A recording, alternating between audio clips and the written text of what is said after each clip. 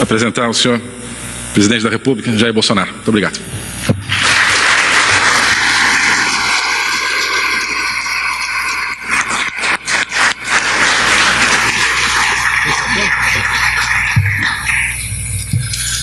Não lerei nada, não. Espero estar no caminho certo. Senhores e senhoras, boa noite. Prezado senhor Thomas Donoghue, muito obrigado pelo convite. O Brasil hoje, podemos dizer que o presidente tem uma família ao seu lado. Alguns estão aqui, nosso querido Paulo Guedes, o homem da economia, que tem feito um brilhante trabalho. Tanto é verdade que hoje a Bolsa em São Paulo bateu recorde. Parabéns. Prezado Ernesto Araújo, Relações Exteriores, meu querido general Augusto Heleno, um grande homem no qual eu confio plenamente os momentos mais difíceis que tenho passado no Brasil. Além da sua vida militar, assim como a minha, uma pessoa extremamente equilibrada, que nos ajuda nos momentos difíceis a encontrar o norte. Prezada Tereza Cristina, agrônoma, nossa ministra da Agricultura, muito preocupada com as questões comerciais que, por vezes, nos assombra, mas ela, com toda certeza, como em vezes anteriores, tem buscado também o caminho certo. Temos problemas, Vamos resolver alguns aqui nos Estados Unidos, como a questão da soja. Prezado Marcos, nosso querido astronauta Marcos Pontes, viveu muito tempo aqui nos Estados Unidos, um orgulho para nós no Hemisfério Sul, nosso único astronauta, ministro da Ciência e Tecnologia. Prezado Almirante Bento, ministro das Minas e Energia, passou há pouco, durante todo o carnaval em Toronto, tratando das questões voltadas à sua pasta aqui no Canadá. Mais algum? Não, E saudar os dois senadores aqui presentes, o Trade, Mato Grosso do Sul, em especial aqui o Roberto Rocha, do estado do Maranhão, que colaborou muito para que esse acordo, há pouco assinado, sobre o Centro de Lançamento de Alcântara, tornasse uma realidade. Agora, acredito que a grande transformação no Brasil vem pelas mãos de Deus. Primeiro, por eu estar vivo, depois de um atentado ainda não elucidado. E depois, um outro milagre, por ocasião das eleições, que o povo brasileiro, muito parecido com o povo americano, um povo conservador, temente a Deus, portanto, cristão, e que não aceitava mais, lá, diferentemente daqui, nesse aspecto, o crescimento da esquerda e o exemplo negativo da Venezuela, de maneira bastante forte, se fez presente por ocasião das eleições. Eu confesso que conheci o senhor Donald Trump por ocasião das prévias, e quando ele então começou a sofrer ataques da mídia, fake news, eu gostaria, ou melhor, direi para ele amanhã, que há 2 anos antes eu já sofria a mesma coisa no Brasil, que a esquerda lá atrás enxergou a potencialidade nossa. E o milagre das eleições, como o Paulo Guedes bem disse aqui, gastamos menos de $1 milhão por ocasião das eleições, tínhamos fake news contra, grande parte da mídia brasileira também contra nós, não tínhamos tempo de televisão e só arranjamos um partido político 6 meses antes.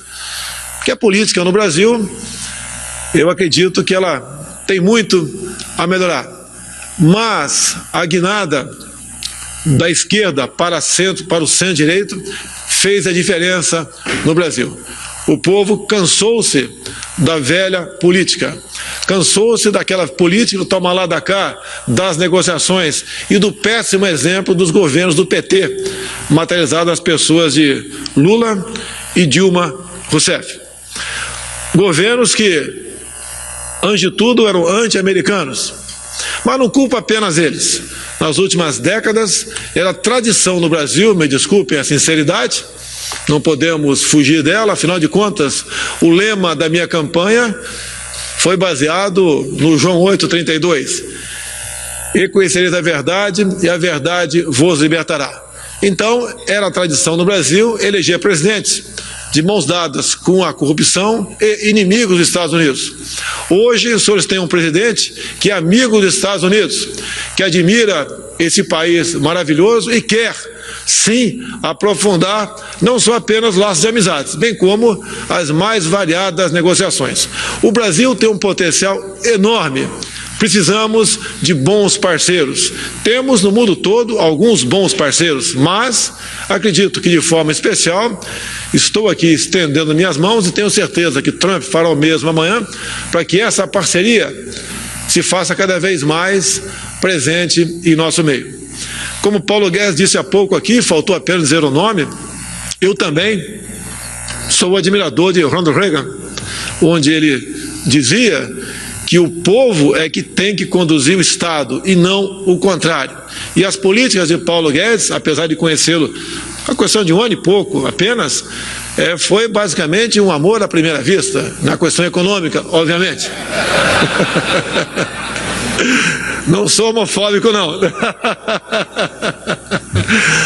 Mas essa aproximação, essa comunhão de ideias fortaleceu a nossa campanha e fortalece no momento o Brasil. Devemos então dar graças a Deus pela mudança da ideologia presente até há pouco tempo no Brasil. Pensamos no bem-estar do nosso povo.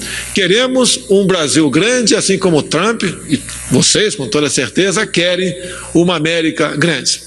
Uma das coisas que me fez também alavancar as nossas eleições foi depois de uma passagem pelo Estado de Israel. Poderia citar outros países, mas olhando Israel, como estive lá a primeira vez, eu conversava com os brasileiros e dizia: olhe o que eles não têm e veja o que eles são. Agora voltando para nós, olhe o que nós temos e veja o que nós não somos. Onde está o erro? Então, em função disso também, alavancamos a nossa política. Como disse há pouco, o povo americano, os Estados Unidos, sempre foi inspirador para mim em grande parte das decisões que tomei. E essa vinda aqui hoje e amanhã, com Trump, com toda certeza, nós estaremos materializando o que nós queremos. O Brasil tem muito a oferecer. E eu gostaria muito de fazer parcerias, muito mais do que assinado agora há pouco, sobre o Centro de Lançamento de Alcântara, nas mais variadas áreas: mineralogia, agricultura, biodiversidade. Temos uma imensidão a ser descoberta em nossa Amazônia. E gostaríamos muito de ter a parceria desse Estado, o qual eu admiro. Então, o que eu tenho a dizer aos senhores: o Brasil mudou, tanto é que os senhores estão aqui. E nós estamos prontos para ouvi-los, de modo que possamos chegar num bom entendimento, para que as políticas adotadas por nós tragam paz e prosperidade para o Brasil e para os Estados Unidos. Temos alguns assuntos que estamos trabalhando em conjunto, reconhecendo, obviamente, a capacidade econômica, bélica, entre outras, dos Estados Unidos. Temos que resolver a questão da nossa Venezuela. A Venezuela não pode continuar da maneira que se encontra. Aquele povo tem que ser libertado. E acreditamos e contamos, obviamente, com o apoio norte-americano para que esse objetivo seja alcançado. Juntos podemos fazer muito. E essa união, até pela proximidade, Brasil e Estados Unidos, pode ter certeza, alavancaremos mais ainda não só a nossa economia, bem como os valores que ao longo dos últimos anos foram deixados para trás.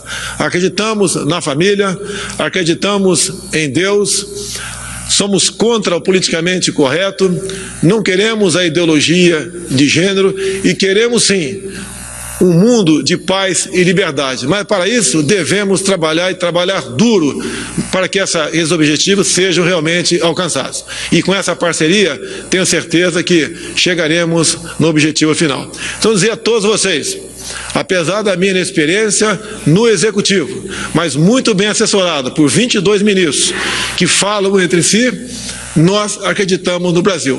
Agora, só podemos acreditar no Brasil de fato se tivermos bons amigos e bons parceiros. E aqui hoje temos um pela frente. A todos vocês, meu muito obrigado, em especial pela recepção, e tenho certeza que chegaremos nesse objetivo e amanhã será um grande encontro com o senhor Donald Trump. Muito obrigado.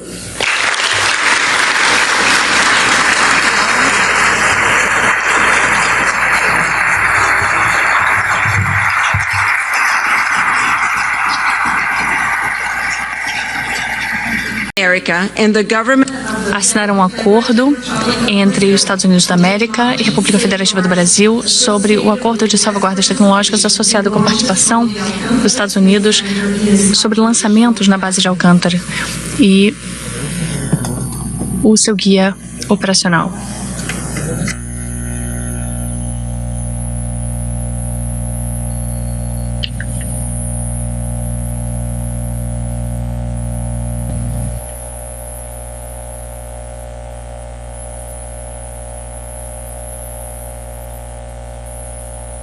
Estamos com imagens ao vivo de Washington, capital dos Estados Unidos, onde o presidente Jair Bolsonaro e uma comitiva constituída de vários ministros de Estado fazem uma visita oficial ao país. Neste momento, o presidente Jair Bolsonaro foi recebido na Câmara de Comércio dos Estados Unidos e está sendo assinado um acordo bilateral entre Brasil e Estados Unidos, um acordo que prevê salvaguardas tecnológicas relacionadas à participação dos Estados Unidos em operações de lançamento de satélites na base brasileira de Alcântara. Esse é um dos assuntos que estavam previstos para tratativas neste encontro do presidente Jair Bolsonaro com autoridades do governo norte-americano.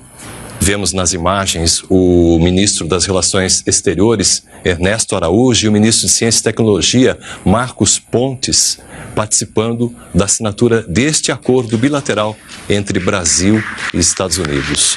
Lembrando que o presidente Jair Bolsonaro viajou neste domingo com sua delegação para os Estados Unidos. É a primeira visita oficial desde a posse do presidente Jair Bolsonaro. Lembrando que no mês de janeiro houve uma viagem internacional, porém no contexto do Fórum Econômico Mundial em Davos, na Suíça. Portanto, os Estados Unidos é o primeiro país a receber uma visita oficial do presidente Jair Bolsonaro. Representantes do governo norte-americano se juntam ali aos ministros e ao presidente brasileiros para uma foto marcando, portanto, a assinatura deste acordo que vai permitir aos Estados Unidos participar de operações de lançamento de satélites da base militar de Alcântara, no Brasil. São imagens da Câmara de Comércio nos Estados Unidos, que recebe hoje o presidente Jair Bolsonaro,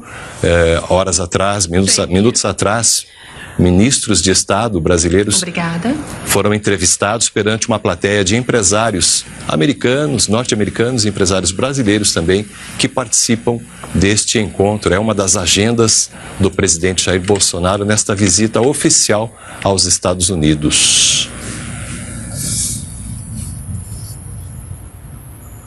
Vemos aí, neste momento, o ministro da Ciência e Tecnologia, Marcos Pontes, sucedendo ali ao ministro das Relações Exteriores, Ernesto Araújo, na assinatura de atos com autoridades do governo dos Estados Unidos. São imagens ao vivo que você acompanha pela TV NBR, diretamente da Câmara de Comércio dos Estados Unidos, onde o presidente Jair Bolsonaro e sua comitiva cumprem uma das agendas desta visita oficial aos Estados Unidos.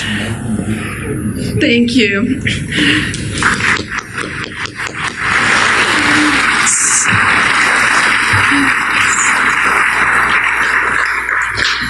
Sua Excelência, já que já quebramos o protocolo, né? É realmente uma honra ter sido o palco da assinatura desse acordo de salvaguardas que nós temos trabalhado muito da parte do lado setor privado aqui nos Estados Unidos e no Brasil também. Uma honra. Neste momento, assinarão o presidente da Agência Espacial Brasileira, Carlos Augusto Teixeira de Moura, e o administrador substituto da NASA, James W. Morehard. Assinarão ajuste complementar entre a Administração Nacional de Aeronáutica e Espaço, NASA, dos Estados Unidos da América, e a Agência Espacial Brasileira, AEB, da República Federativa do Brasil, para cooperação na tarefa de pesquisa de observações de previsão de cintilação.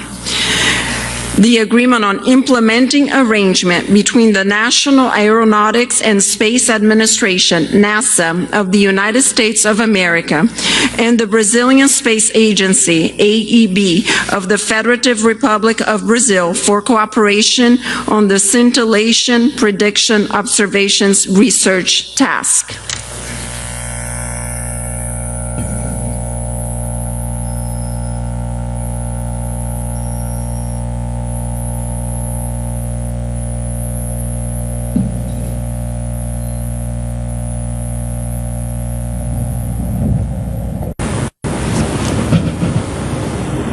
Estamos com imagens ao vivo, direto de Washington, capital dos Estados Unidos.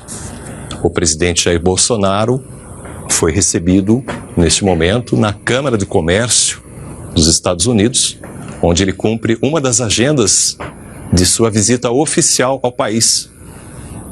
Neste momento, autoridades dos Estados Unidos e também do governo brasileiro assinam um compromisso de cooperação em pesquisas envolvendo a área espacial de cada país. Do lado brasileiro, a Agência Espacial Brasileira, e do lado norte-americano, a NASA. A assinatura desses acordos faz parte da agenda que o presidente Jair Bolsonaro cumpre nesta primeira visita oficial que ele realiza aos Estados Unidos. Aliás, os Estados Unidos é o primeiro país a receber uma visita oficial do presidente Jair Bolsonaro. Neste momento, o secretário de Relações Internacionais do Ministério do Meio Ambiente, Roberto Castelo Branco, e o administrador da Agência para o Desenvolvimento Internacional dos Estados Unidos, Sr. Mark Green, assinarão cartas de intenções entre a Agência para o Desenvolvimento Internacional dos Estados Unidos e o Ministério do Meio Ambiente da República Federativa do Brasil. Letter of Intent between the United States Agency for International Development and the Ministry of Environment e o Ministério do Meio Ambiente do Brasil.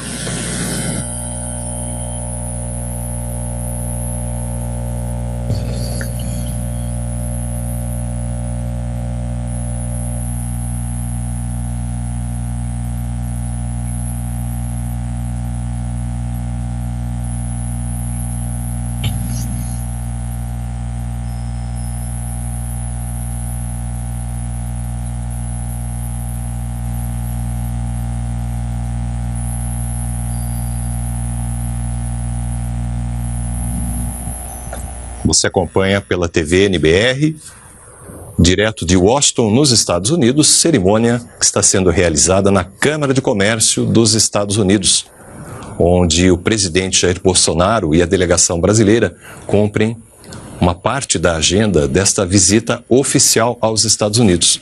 Neste momento, representantes dos governos brasileiro e norte-americano assinam uma carta de intenções. Pelo lado brasileiro, o secretário de Relações Internacionais do Ministério do Meio Ambiente, Roberto Castelo Branco.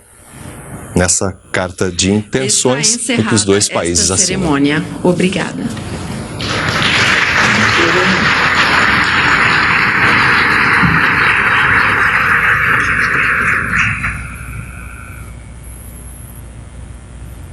welcome Jane Fraser, CEO for Latin America at Citigroup and Chair of the Brazil-U.S. Business Council.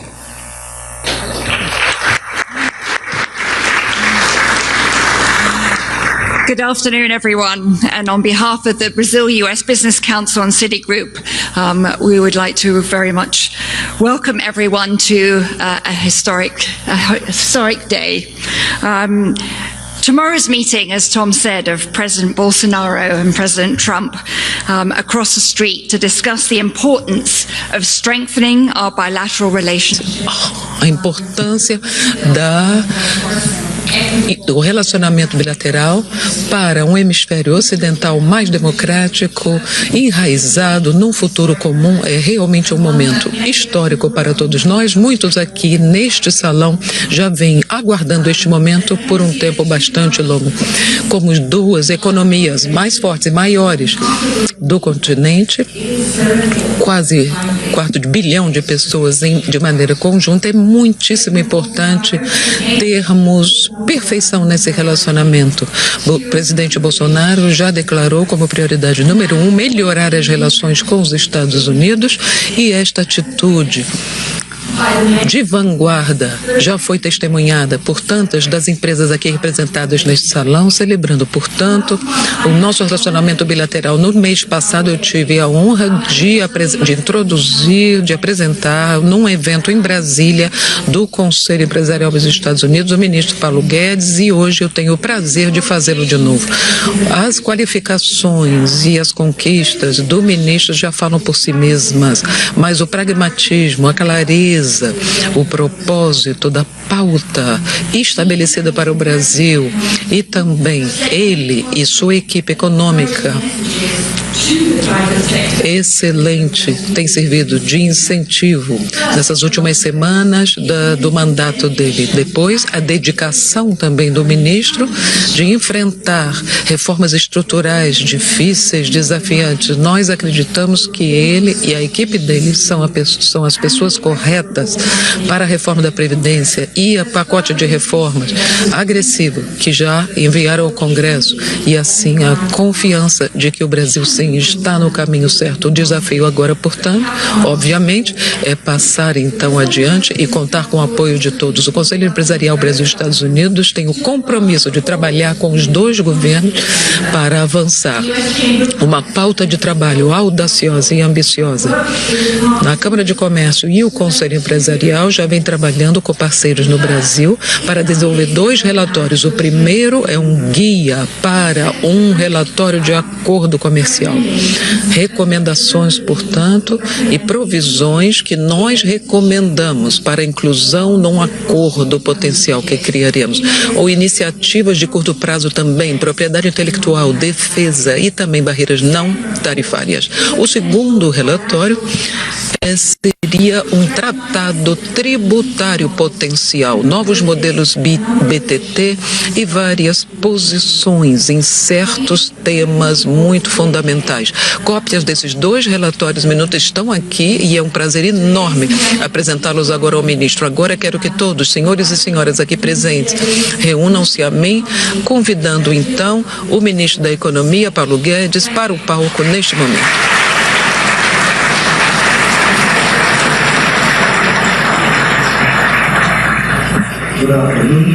Boa tarde. Um prazer para mim estar aqui.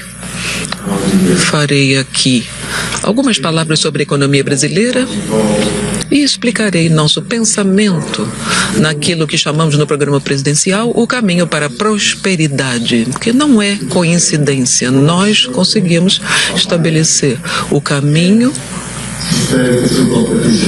e da prosperidade através da concorrência. O pensador liberal que reconstruiu a Alemanha depois da Segunda Guerra Mundial. O Brasil, nesses últimos 40 anos,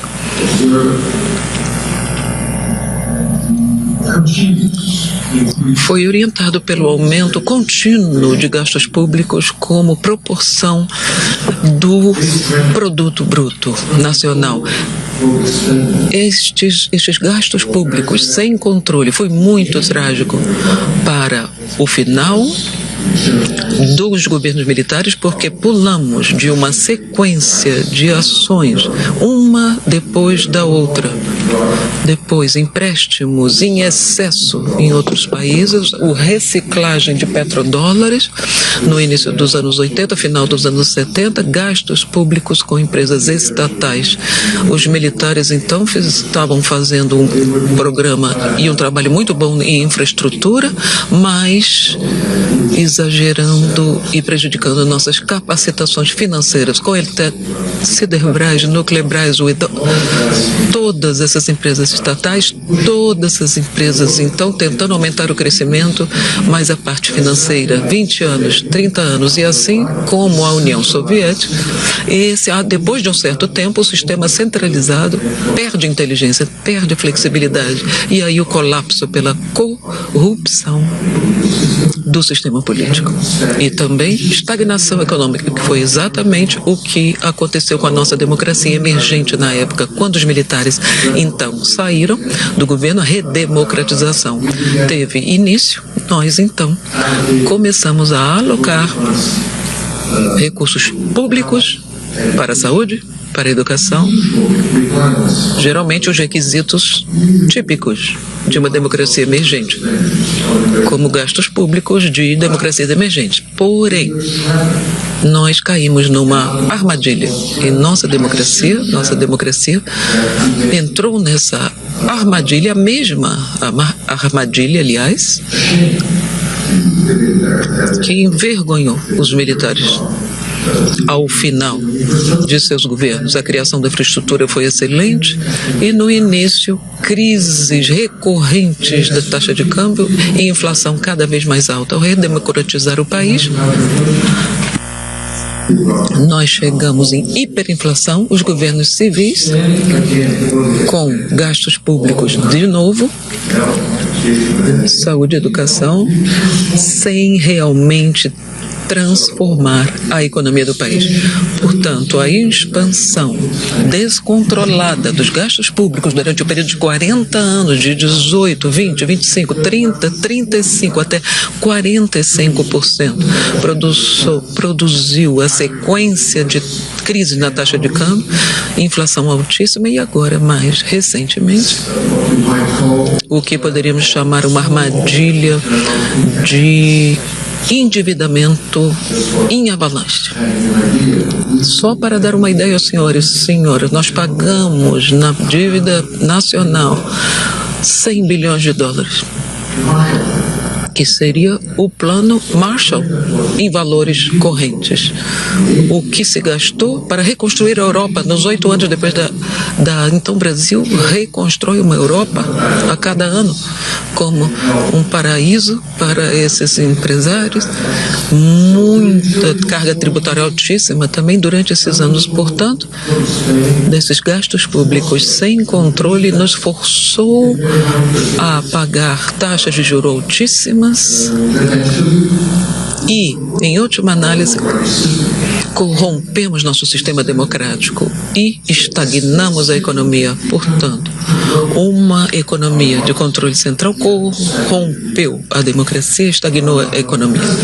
O presidente é uma mudança em 2 eixos muito importantes. O eixo econômico, o presidente foi eleito com menos de $1 milhão em gastos de campanha, uma disrupção do establishment, partidos políticos, mídia convencional, como aconteceu com Trump aqui, exatamente como aconteceu com o presidente Bolsonaro no Brasil.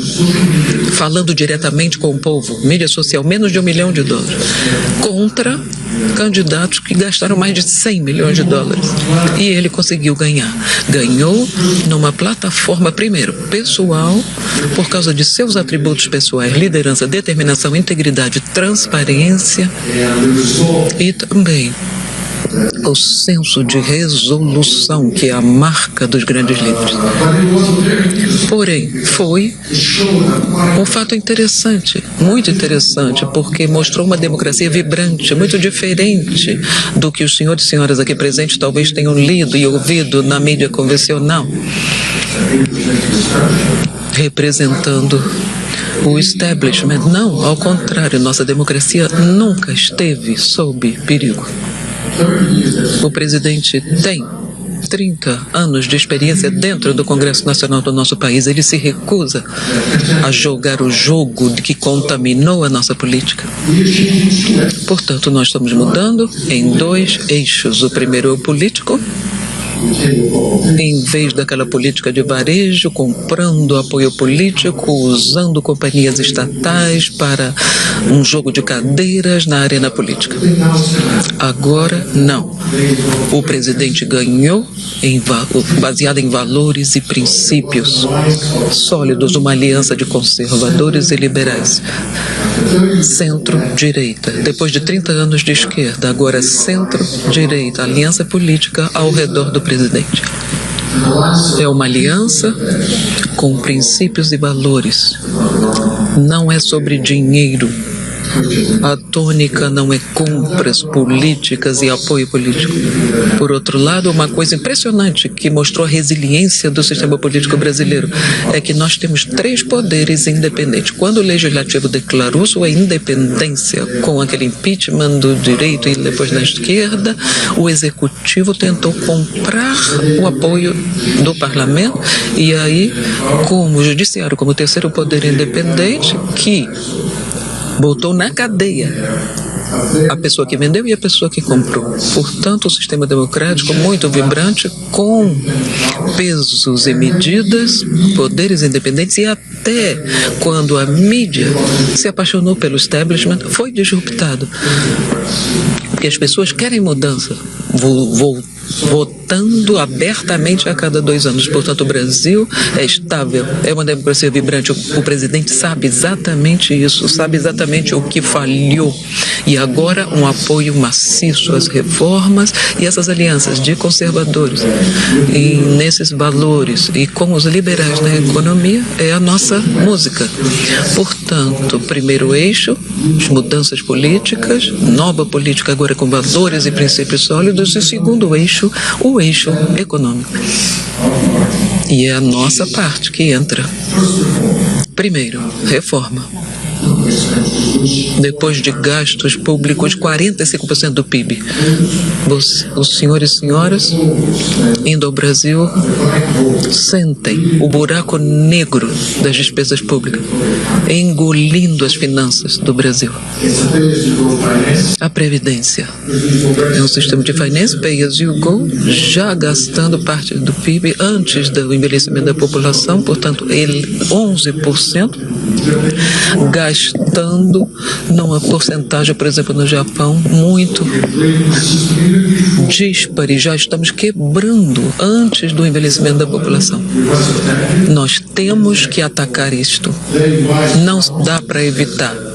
Temos que fazê-lo com sabedoria, no sentido de que quem paga mais, quem ganha mais está pagando mais, reconhecendo que a Previdência é um princípio que não deve nem deixar nenhum brasileiro, nenhuma brasileira para trás, mas não é uma fábrica de privilégios como era a nossa Previdência, quando um político se aposentava ganhando 20 vezes mais do que um cidadão comum.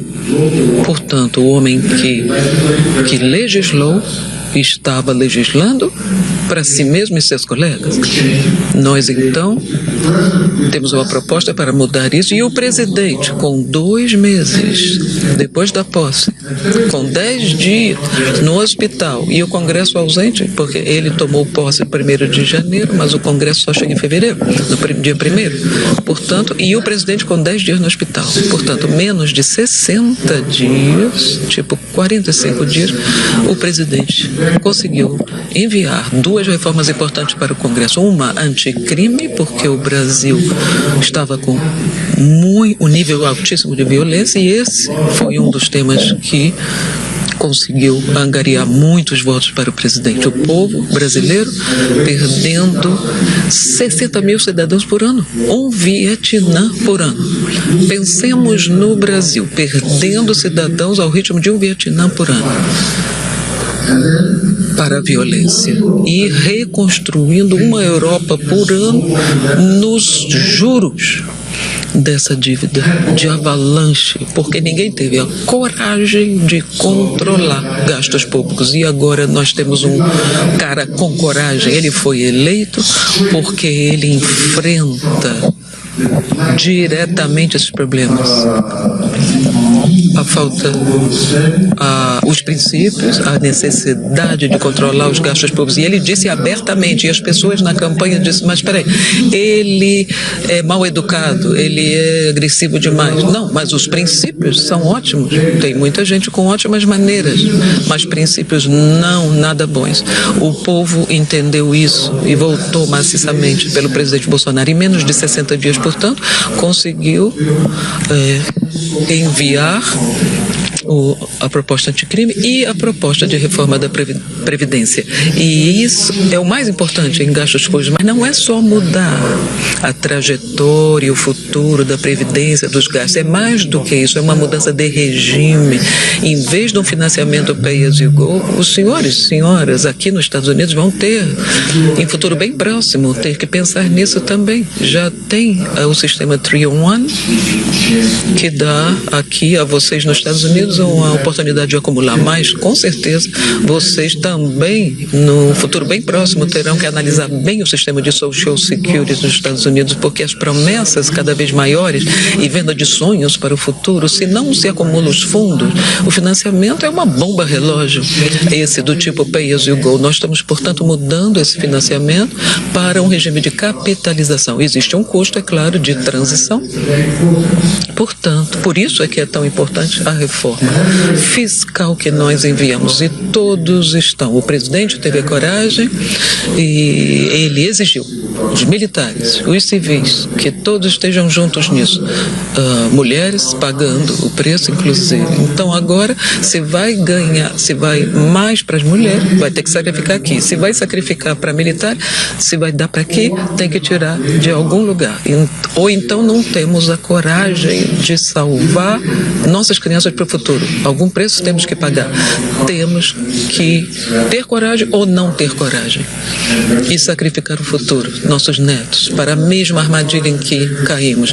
Então a bravura e a coragem foi do nosso presidente. Nós sabemos as preferências pessoais do nosso presidente, mas ele se levanta e enfrenta suas responsabilidades. E ele nos deu apoio integral para enviar essa reforma ótima para o Congresso. E a segundo gasto público, das contas públicas no Brasil, é exatamente o que eu já falei sobre as taxas de juros. Nós gastamos uma Europa reconstruída por ano. Não podemos observar isso e não fazer nada. Nós precisamos fazer o que uma empresa, qualquer empresa boa faz: vender ativos, reduzir sua trajetória futura de gastos com juros. Nós fizemos o primeiro cálculo. Então, houve um tempo, 30 anos atrás, em que eu preparei, porque estava ajudando um candidato liberal para a presidência da República, e eu preparei um esquema de privatização plena, impressionado com a experiência chilena, e naquela época nós vimos a parte de companhias estatais e a realidade era zero de dívida interna. Então, poderíamos ter tido 30 anos de taxas de juros bem baixas, crescimento bem alto e orçamentos fáceis para a saúde, para a educação, para tudo mais, mas pelo fato de não termos feito isso, a dívida escalou para 4 trilhões e o valor das empresas públicas, que era mais ou menos o mesmo dos dois lados, agora 22% do que era antes. Portanto, 10 anos olhando para o futuro, com as mudanças, privatização, em 10 anos anos nós vamos diminuir demais essa porcentagem. Então, perdendo os nossos ativos, porque o custo de cuidar daqueles ativos não é pago pela lucratividade. E pior ainda, não só as empresas estatais não estão funcionando com eficiência, mas também estão evitando, prejudicando o crescimento do investimento privado. Então, quantas estatais sem investir são ninhos de corrupção política e não deixam o investimento privado entrar? Portanto, 30 anos disso. E os investimentos públicos em colapso. Por quê? Por causa de seu próprio peso do orçamento. Gastamos 15% do PIB em infraestrutura, como gastos públicos mudando de 18% a 20% até 45% agora. O investimento público em infraestrutura, colapso para 1,5%. De 15 para 1. Portanto, agora é assim que estamos. Com problemas seríssimos em infraestrutura no país, os chineses querendo, é claro, entrar. Temos minerais, temos minério de ferro, temos terra arável, temos... Então, é claro, eles querendo entrar, já entrando, e nós olhando para o nosso parceiro aqui e dizendo o que devemos fazer. O presidente ama os americanos, eu também estudei aqui. Adoro Disneylândia, jeans, Coca-Cola. Nós não acreditamos lá em Papai Noel. Vocês acreditam em Papai Noel? Sempre tem um final feliz em toda a história. Na Grande Depressão, vocês se concentraram nos valores. A mídia ajudou no grande sonho americano. Nesse momento, portanto, é esse o nosso momento. Temos que criar o sonho brasileiro. É o que o presidente fez durante a campanha. O Brasil acima, não vamos nos perguntar o que nós vamos aproveitar do Brasil, não, o que vamos doar, dar ao Brasil. É um momento muito importante, portanto, é uma democracia vibrante. Nós temos um programa econômico agressivo na direção correta e tudo, a partir de agora, vai ser notícia boa para a comunidade empresarial. Até a reforma da Previdência, que é tão difícil, é uma promessa de crescimento futuro, porque nós estaremos redemocratizando a economia, as crianças sabendo economizar com suas contas de investimento e não só pulando e dependendo do setor público para sua velhice. Não, haverá mobilidade para transferir fundos de um gerente para um gestor para outro. Portanto, esperança de futuro crescimento. E isso é só uma parte, crescimento agora. O resto é redução, simplificação da carga tributária, abrir a economia, privatizar a economia. Nesses próximos 5, 6 anos, a percentagem de trabalhadores que vão se aposentar. Então, se nós vamos digitalizar e nós vamos deixar encolher a economia estatal e vamos descentralizar o poder político também, o nosso presidente é um exemplo disso. Um dos nossos presidentes anteriores gostava de um time de futebol, estádio, 40 mil pessoas. Apareceu quase como do nada. Aí o presidente viu Cuba, Venezuela, os países que ele gostava, pronto. Um porto no país apareceu como mágica. No outro, 20 bilhões de reais, nós gastamos, tipo 5,5 bilhões de dólares, para fazer um JV de uma refinaria para o óleo, o petróleo. 10 vezes o orçamento e não vimos nenhum resultado. E esse mesmo presidente e o grupo político dele, o que fizeram? Analisaram um empresário na cadeia de suprimento de proteína e transformou esse cara na companhia de proteína maior do mundo. Compraram 2, 3 de vocês aqui, americana, com dinheiro público do Brasil. Nenhum presidente deveria ter esse poder. O poder político tem que ser limitado e descentralizado. Vocês aqui, 200 anos atrás, resolveram esse problema com os patriarcas da nação de vocês. Portanto, nós estamos ainda no caminho desse direcionamento. Tem Maxwell, é um americano de Nova York, contando histórias sobre o Brasil, sobre a independência de vocês na história. Um pouco depois da independência, nós tentamos nos livrar dos portugueses do domínio no Brasil, e a gente escrevia para os americanos: ajudem-nos. Nós usamos Benjamin Franklin, que estava na França, como um canal de comunicação para poder falar com os patriarcas daqui de vocês, John Adams, Thomas Jefferson, o Hamilton, todos esses caras excepcionais. Vocês tiveram uma geração excepcional que moldou o futuro do país de vocês. E nós mandando mensagens: olha, nós temos mais riquezas do que vocês. Vocês têm tabaco, nós temos ouro. Vocês têm 20 mil cabeças de gado, nós temos 40 mil. Vocês têm isso, nós temos aquilo. Os brasileiros dizendo: nós temos mais dinheiro do que vocês. E vocês lutaram, e vocês ganharam dos ingleses. Nós estamos aqui tentando lutar contra os portugueses, mais fraquinhos do que os ingleses. Nós podemos criar as Américas juntas. As Américas nos deram muito estímulo. Os americanos nos incentivaram. Vamos lá. E depois, quando a hora final chegou, os portugueses rodearam lá o grupo e chamamos os americanos: peraí, não, escutem-nos, é muito difícil lutar contra os ingleses, não podemos lutar contra o continente ao mesmo tempo. Então nos vemos no futuro. Pronto, chegou agora o futuro. Então está aqui o convite, de novo, para uma grande parceria. Agora nós estamos, não é, swinging, dançando com os chineses. Os chineses dançam bem, número 1, parceiro comercial. É incrível, porque nós somos complementares, estamos juntos, somos similares. Mas, nós dois aqui, mas o comércio está maior com a China. E estão querendo. O Brasil adora os Estados Unidos, eu também, mas eu digo o presidente: ame os Estados Unidos, mas deixe-me fazer comércio com aqueles que são mais lucrativos para nós, porque essa é a dança americana também. Vocês já estão dançando com os chineses há muito tempo, não é? Financiando nos últimos 15 anos o crescimento americano, roubando empregos, mas financiando esse consumo exagerado. Então agora é o momento da verdade.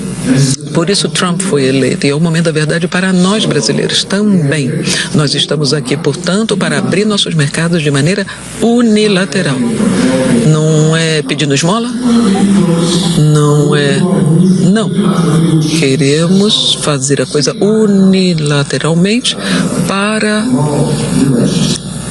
esperanças altas. Primeiro, reforma da Previdência, depois privatização. Estamos com a porta da loja aberta. Pode comprar terra. Nós estamos abertos. Queremos, sim, financiamento para nossas estradas de ferro. Vocês podem entrar. Concessões, já tem havido aí conversas de petróleo e gás no Brasil. É terra eficiente, vasta, maior do mundo.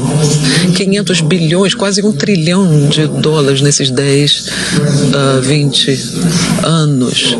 É o valor presente agora.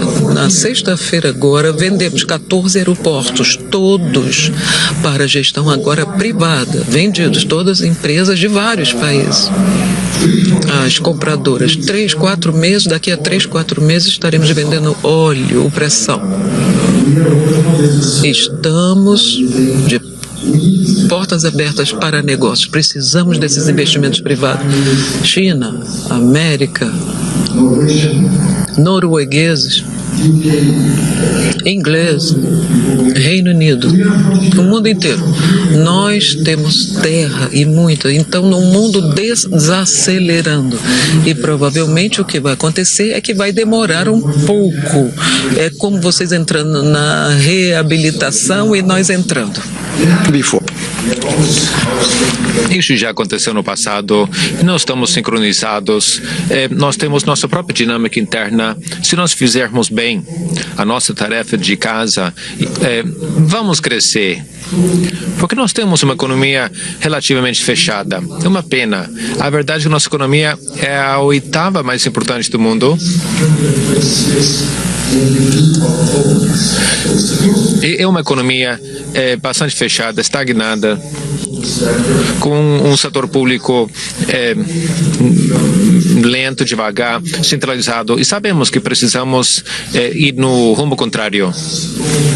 No século passado, durante 3/4 do século passado, o Brasil era o país que mais rapidamente crescia. 7,4% ao ano era o ritmo de crescimento, mais do que Japão, Coreia, mais do que qualquer outro país. Daí nós adoecemos com essa economia dirigida pelo Estado, com boas intenções, mas descarrilhamos, mesmo com o governo militar, que queria construir infraestrutura. Isto quase tira dos eixos a nossa economia. Passamos a uma hiperinflação. Quando nos comparamos com a hiperinflação que tinha a Alemanha, mês após mês, nós comíamos 10 mil cavalos, 3 mil cavalos, 100 cavalos que sobrassem. Então, que eu saiba, não comemos nenhum cavalo, como no caso da Rússia. Então, nosso povo é pacato, nós enfrentamos os estresses financeiros. Finalmente, nós escolhemos um liberador agora, uma aliança da direita e da esquerda. Duas coisas importantes foram feitas. Os aeroportos estão sendo privatizados. Um problema que nós tivemos com o petróleo nos últimos 3 anos, nós não podíamos extrair mais petróleo porque ministro A lutava contra o ministro B. Agora, todos nós somos uma família, temos uma só missão. Ninguém está lá para se enriquecer, para se tornar famoso. Nós estamos lá para cumprir uma missão e voltar para casa. Ninguém quer se afarrar ao poder. O mesmo presidente disse que se fizer uma reforma, nem importa que eu seja reeleito. Se fizermos o trabalho em 3 anos, 4 anos, se precisar de mim durante 8 anos, fico 8 anos. Mas do que se trata agora realmente é cumprir a tarefa, realizar a tarefa. Estamos muito entusiasmados, não é aquilo que se lê aqui nos jornais. Estão falando com os perdedores no Brasil, a imprensa dos perdedores. A mídia lá diz que é muito perigoso. Paulo Guedes quer vender tudo. O presidente é um homem tosco, porque ele diz que não pode roubar mais, que precisa deixar de roubar o povo brasileiro, diz o presidente. Nós estamos muito comprometidos com isso. Eu estava falando sobre a privatização da Previdência, quer dizer, a privatização, a reforma tributária. Vamos reduzir os impostos a 5 impostos no máximo. O mapa, o tratado entre os nossos 2 países, vai fazer com que sejamos muito mais complicados daqui a 5 anos. Talvez olhemos para o sistema tributário americano, digamos que o sistema americano é complicado demais, com impostos demais em comparação conosco, com o nosso sistema. Vamos abrir a economia.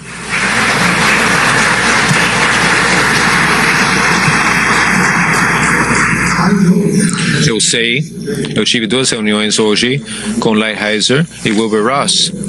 Eu sei que parece uma loucura em meio a uma guerra comercial global.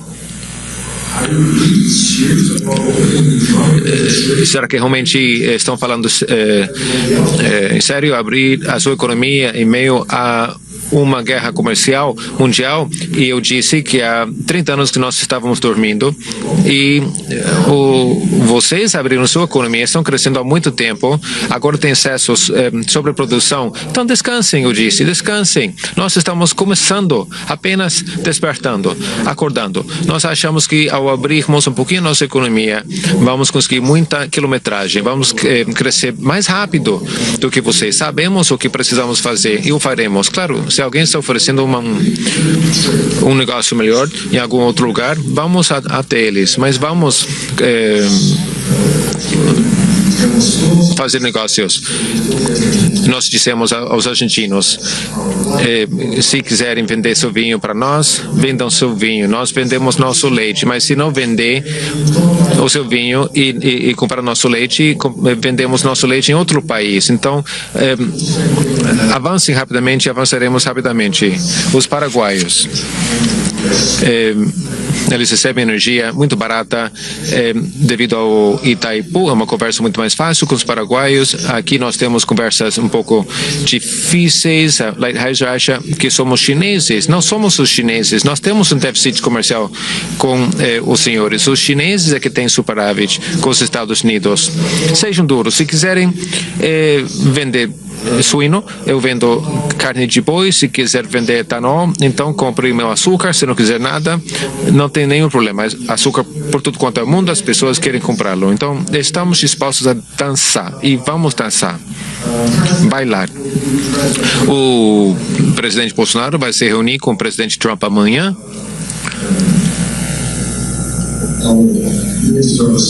Ernesto, o nosso ministro de Relações Exteriores, sabe muito bem que geopoliticamente somos democracias ocidentais, do mundo ocidental. Sabemos quem somos, que nos inspira, e são os senhores. Mas vemos como os senhores trocam bens com os chineses há décadas. Por que não podemos fazer isso nós? Então, sabem quem que faz mais investimentos diretos aqui? Os chineses. Então, por que nós não podemos fazer comércio com eles, permitir que eles investam na infraestrutura, criar o sistema ferroviário para que possamos escoar nossa soja, passando pelo norte canal do Panamá, e fazer chegar rapidamente a nossa soja, para que o ferro saia do sul do Brasil, chegue no Nordeste, duplica o preço de enviar para a China, que o tornem aço, que passe pelo canal do Panamá e chegue no Nordeste do Brasil. É o custo da logística. Não faz sentido. É a falta de concorrência. Então, nós precisamos receber os investimentos na infraestrutura, vamos reduzir o custo do Brasil, simplificar os tributos e abrir a economia. Não se trata de um trabalho que requer de muita engenhosidade. Não somos gênios. Queremos fazer o trabalho árduo e normal. Então, ajude-nos e vamos chegar lá. É assim que se pode chegar na Liga dos Maiores, e para reforçar as normas de prestação de contas, impostos pagos, acordos comerciais. Precisamos dessa ajuda para chegar entre os graúdos. Os Estados Unidos são o único obstáculo para que adiramos ao OCDE. Então, entendemos isso. Mas agora estamos no rumo certo. Antes estávamos no rumo errado. E agora merecemos um trato melhor do que recebemos no passado. Se não tiver problema, se não for possível, não tem problema. Vamos avançar de qualquer jeito. Entre os presidentes, entre os embaixadores, nós queremos fazer acordos bilaterais, sermos promovidos a uma concorrência internacional de primeira categoria. Hoje à tarde estive falando com Wilbur Ross, o secretário de Comércio, e nós estabelecemos a ideia de que as 15 maiores empresas americanas que têm tratos com o Brasil, as 15 maiores empresas brasileiras que lidam com os Estados Unidos, que se juntem. Nós tivemos agora uma fusão entre Embraer e Boeing. Foi maravilhoso, de parte a parte. É preciso continuar assim para que a América seja um grande mercado para as empresas transnacionais. Acho que uma forma muito eficaz de se cooperar e criar uma rede nas democracias liberais do mundo ocidental. Também na tecnologia, a exemplo daquilo que vimos agora com a assinatura dos acordos. Então, esses grandes acordos comerciais, tributários, a promoção do Brasil para a primeira categoria dos grandes jogadores, nós queremos o seu apoio na cooperação. E aquelas pequenas diferenças, pequenas briguinhas, não são aquilo que vão nos separar. Se quiserem vender carne suína, ótimo. Comprem nossa carne. Se quiserem vender etanol, que vem do milho, é mais barato, então compramos seu etanol. Mas eu vendo meu açúcar. Meu açúcar. Então, isso vai permitir que eu transforme a minha produção. Como é que eu vou poder fazer a transformação que eu quero se eu não posso concorrer com o etanol americano que vem do milho? Então, por isso que quero vender o açúcar. O trigo é importante para vocês, as autopeças são importantes para nós, são pequenas coisas. Nós temos uma lista. As pessoas dizem, cortem aqui, cortem ali, mas não cortem aqui, não cortem ali. Então, são as pequenas coisas, não são as coisas importantes, as coisas sérias. O mais importante é pensar que nós somos parceiros estratégicos para o futuro.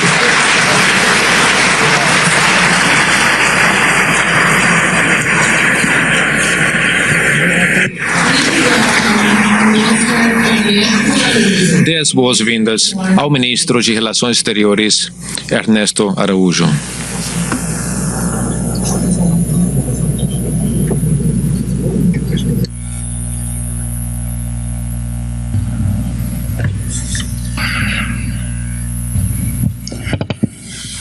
Excelentíssimo senhor presidente da República, Jair Bolsonaro, senhor Tom Donahue, presidente da U.S. Chamber of Commerce, senhores ministros, autoridades, amigos. Acharam que tinha ficado livre de mim, né? Porque eu já falei antes, mas eu voltei. Com a honra de fazer a apresentação do discurso do presidente Jair Bolsonaro logo mais.